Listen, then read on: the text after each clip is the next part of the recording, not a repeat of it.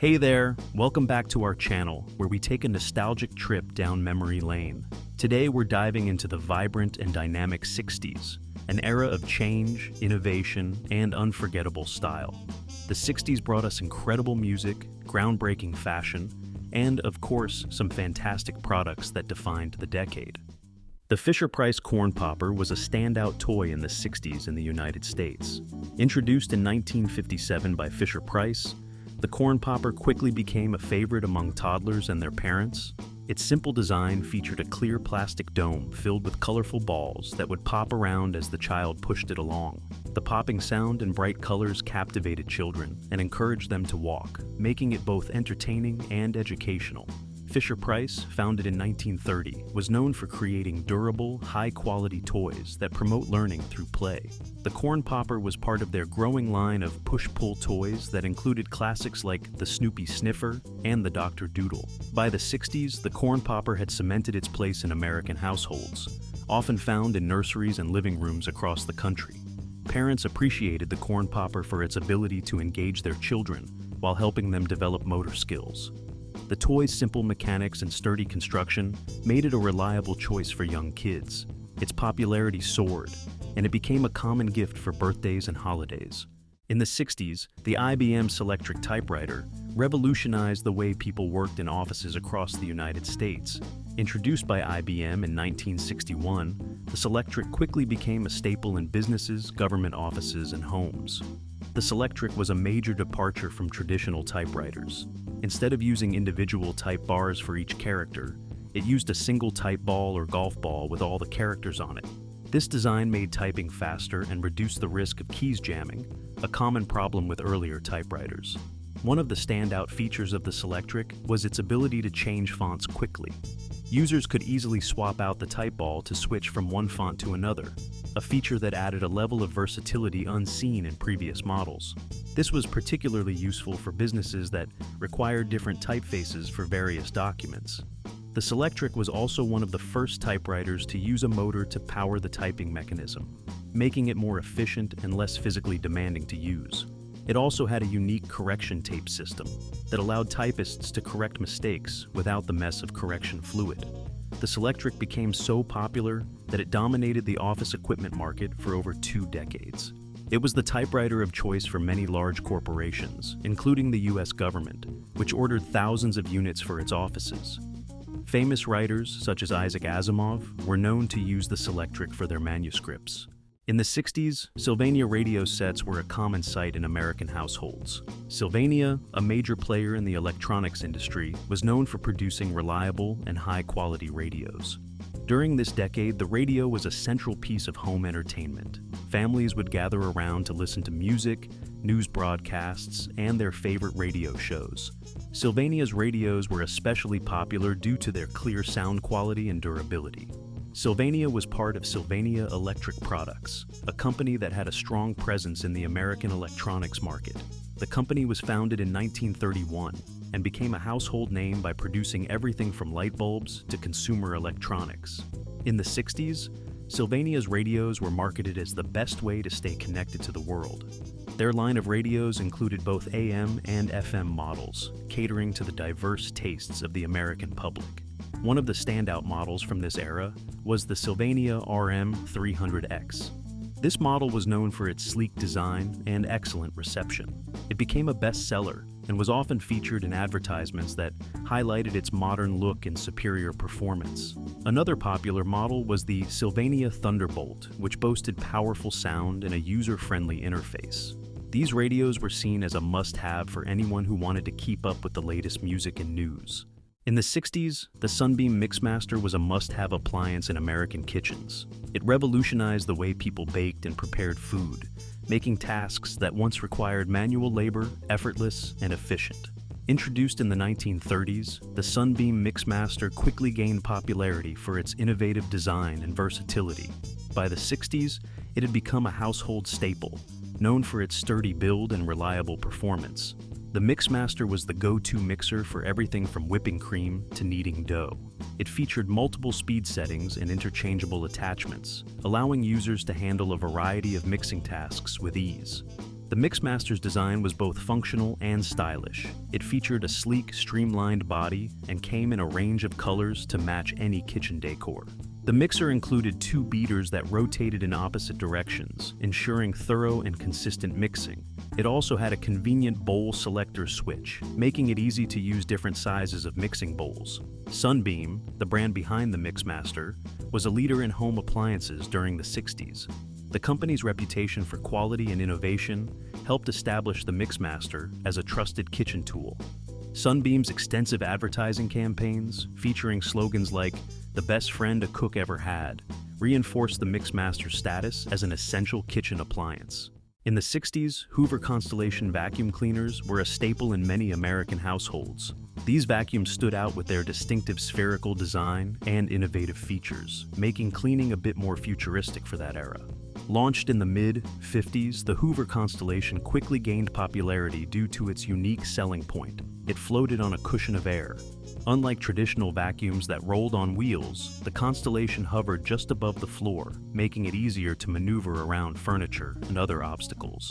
This design not only set it apart aesthetically, but also functionally, as it could be moved in any direction with a light touch. Hoover, a well-established brand, had been synonymous with vacuum cleaners since the early 20th century. The Constellation reinforced Hoover's reputation for innovation. It featured a powerful motor, effective suction capabilities, and various attachments for different cleaning tasks.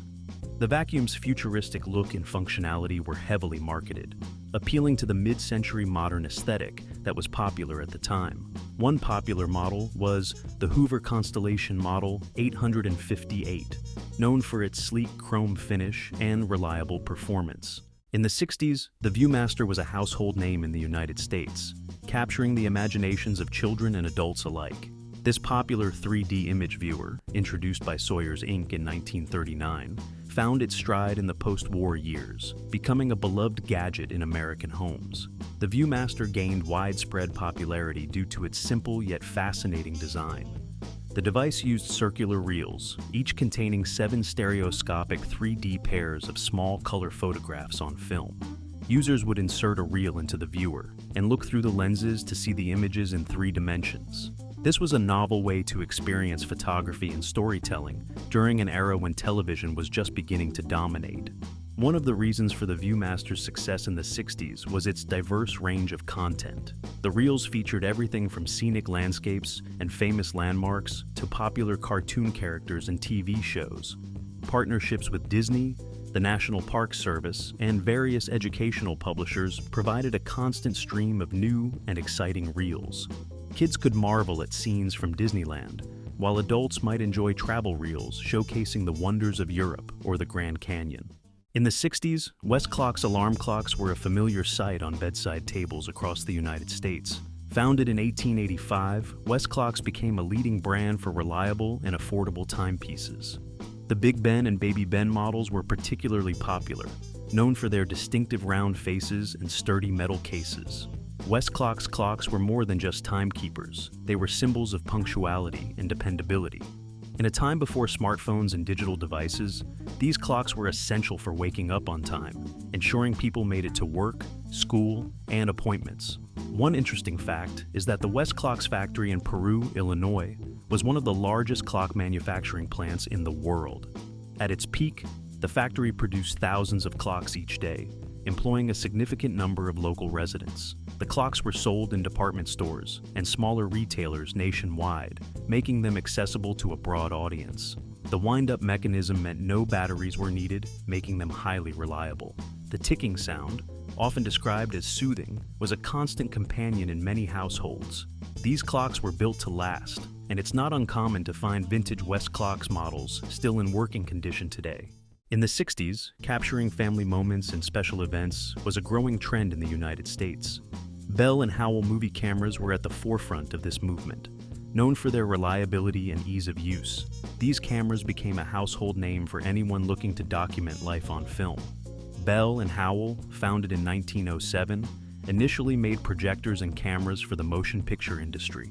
By the 60s, they had shifted their focus to the consumer market, producing a range of movie cameras that were accessible to the average American family. Their 8mm and Super 8 movie cameras were particularly popular.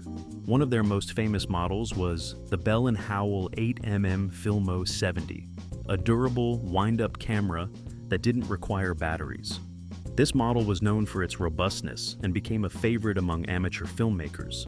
Another popular model was the Super 8 Auto Load, which simplified the process of loading film, making it more user-friendly. During this decade, Bell & Howell movie cameras were often advertised as the perfect way to capture family vacations, holidays, and everyday moments. They were a common sight at birthday parties, school events, and road trips. These cameras allowed people to create home movies, a precursor to today's home videos. In the 60s, Smith Corona typewriters were a common sight in homes and offices across the United States. Known for their reliability and ease of use, these typewriters became essential tools for writers, students, and professionals. The company, Smith Corona, had a reputation for innovation and quality, making it a top choice during the typewriter boom. Smith Corona's history dates back to the late 19th century, when it began as a gun factory. By the 20s, it had shifted its focus to typewriters, quickly becoming a leading brand. In the 60s, the company's typewriters featured cutting-edge technology for the time, including electric models that made typing faster and more efficient. The Smith Corona electric portable typewriter, for example, was a popular model, celebrated for its portability and ease of use. These typewriters were a fixture in schools, where students used them for essays and reports. Businesses relied on them for correspondence and record-keeping. Writers like Truman Capote and Jack Kerouac famously used typewriters to produce their manuscripts, contributing to the cultural significance of the device. The tactile experience of typing on a Smith Corona, with its distinctive clacking sound, was a daily ritual for many. In the 60s, Polaroid land cameras revolutionized photography in the United States. Introduced by Edwin Land, the inventor and co-founder of Polaroid Corporation, these cameras became immensely popular for their instant photo development. Before Polaroid, photographers had to wait days or even weeks to see their pictures. Polaroid land cameras changed that, offering a magical experience where users could see their photos within minutes of taking them. The most notable model from this era was the Polaroid Swinger, launched in 1965. It was an affordable, easy-to-use camera marketed primarily to teenagers and young adults. The Swinger featured a sleek design, a simple exposure control, and a price tag of just $19.95.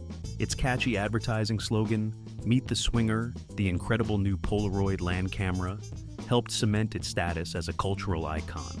Polaroid's instant cameras were widely used for various purposes. Families captured everyday moments, travelers documented their adventures, and artists explored new creative possibilities. Renowned photographer Ansel Adams, for instance, used Polaroid cameras for many of his projects, appreciating the instant feedback they provided. If you enjoyed this nostalgic journey, don't forget to give this video a thumbs up and share it with your friends.